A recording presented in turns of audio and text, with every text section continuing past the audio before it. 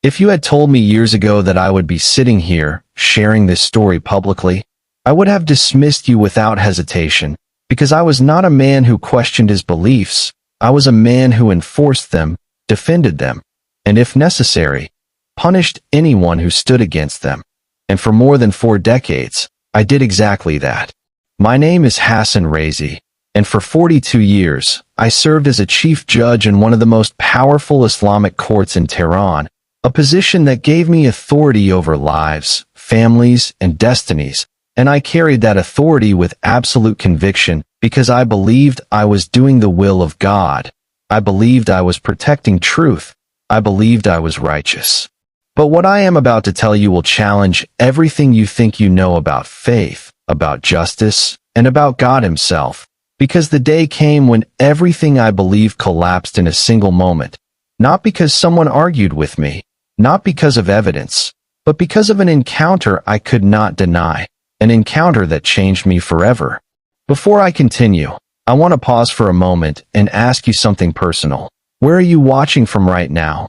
I want you to write it in the comments because there are people praying even as you listen to this, lifting up lives, families, situations, and maybe you are not here by accident. Maybe this message is meant for you.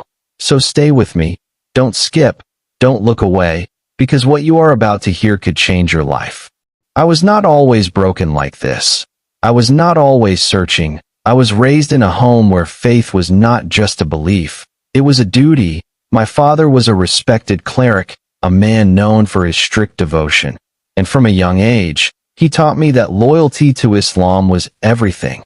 That truth must be defended at all costs, and that weakness had no place in righteousness.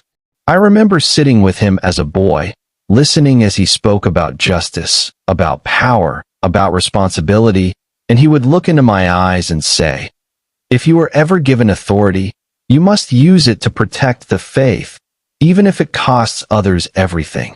And those words did not just influence me, they shaped me. They became the foundation of my life. By the time I rose to the position of chief judge, I had already built a reputation. People feared my courtroom, not because I was loud or aggressive, but because I was unshakable. Once I made a decision, nothing could change it, and I was proud of that. I saw it as strength. I saw it as righteousness. Many of the cases brought before me involved Christians, underground churches, converts, gatherings that were considered threats, and I handled them without hesitation, without emotion, without doubt, because in my mind, I was not punishing people, I was defending God. I remember the day I ordered the closure of several Christian schools. I stood there as officials locked the gates, as teachers wept, as children cried, and I felt nothing, absolutely nothing. I told myself I was protecting the future. I told myself this was necessary. But there was a boy, maybe 10 years old, standing there holding his mother's dress, and he looked at me, not with anger, not with hatred, but with confusion, deep, painful confusion, and for a moment, something inside me stirred, but I quickly buried it, because I had trained myself to believe that emotions were weaknesses and justice required strength. Years passed, and I continued, imprisoning believers, shutting down gatherings, signing orders that took away homes, properties, places of worship, and every time, I justified it. I convinced myself I was right. There was a man named Daniel Karimi. I remember him clearly.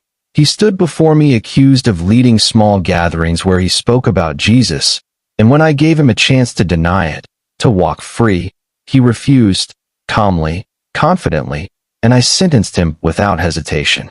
Months later, I received a report that he had died in custody, and I paused, just for a moment.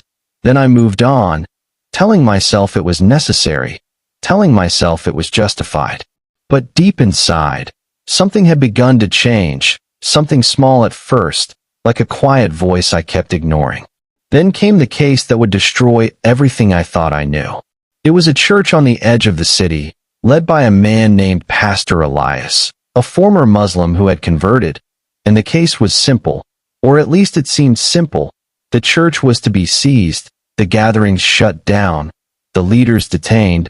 I had handled dozens like it before. The courtroom was full that day, officials confident, the outcome already expected, and I took my seat as I always did, with authority, with certainty, with control.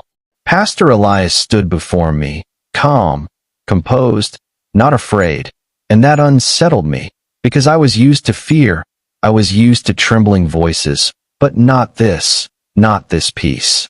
Then a boy was brought forward.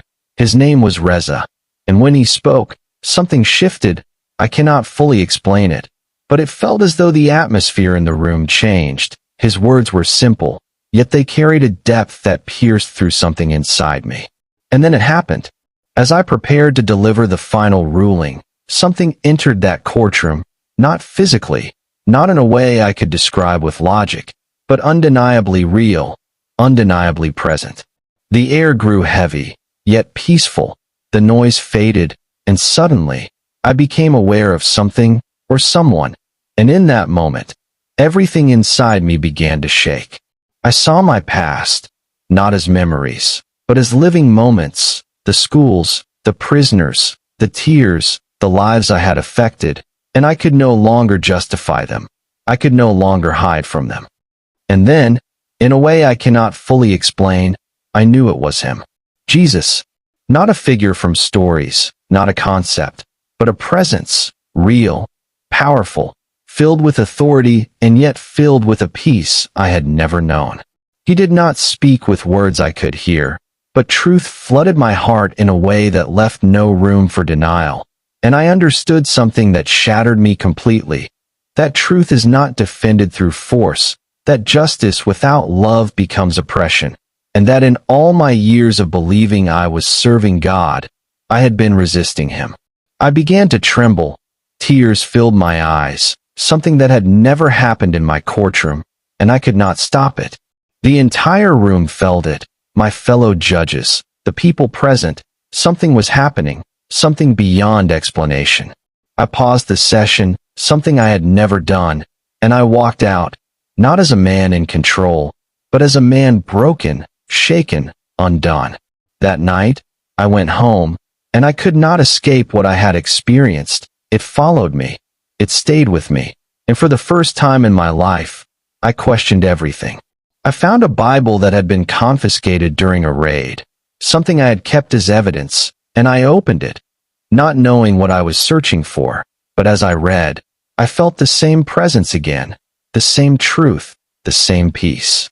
And I realized something that brought me to my knees. I had spent my entire life searching for truth, while standing against it. That night, I knelt, not out of tradition, not out of obligation, but because I had no other response, and I surrendered, not to a system, not to a religion, but to the truth I had encountered. Everything changed after that. The way I saw people, the way I judged, the way I lived, nothing remained the same. And I was not alone. The other judges had experienced it too, each in their own way, each confronted with the same undeniable truth. We returned to the courtroom, but we were no longer the same men, and instead of enforcing a predetermined verdict, we chose to listen, to question, to seek. And when the moment came, we did something that shocked everyone. We refused to seize the church. We halted the decision. We stepped away from what was expected. That decision changed everything. Pressure came, warnings came, threats came, but something inside us was stronger than fear. It was truth. It was peace. It was something we could not ignore. Eventually, we walked away from everything, our positions, our power, our reputation, because we knew we could not continue living a lie. And what started as a moment in a courtroom became something much greater. People began to hear, to question, to seek. Hope began to rise in places where fear had ruled for years. Today, I am no longer the man I once was. I am no longer the judge who enforced laws without understanding. I am a man who was broken, confronted, and transformed by an encounter with Jesus Christ. And if you are listening to this right now, I want you to understand something. This is not just my story. This is an invitation. Maybe you have been searching. Maybe you have been doubting. Maybe you feel empty, lost, or even strong on the outside but broken inside. I was that man. And if God could reach me, He can reach you. Right now, wherever you are, just pause for a moment, reflect, open your heart. And if you feel something stirring inside you, don't ignore it, respond to it. And if this testimony has touched you, if it has made you think, if it has stirred something deep within your heart, I want you to do something, not because I am asking, but because someone else might need to hear this too. Like this video so it can reach more people who are searching just like you. Share your thoughts, your story, or even just where you are watching from in the comments, because you are not alone. And subscribe for more faith testimonies like this, because there are more stories, more lives, more encounters that the world needs to hear. Because the truth is this, what I experienced was not the end of my story, it was the beginning. And maybe, just maybe, this moment right now is the beginning of yours.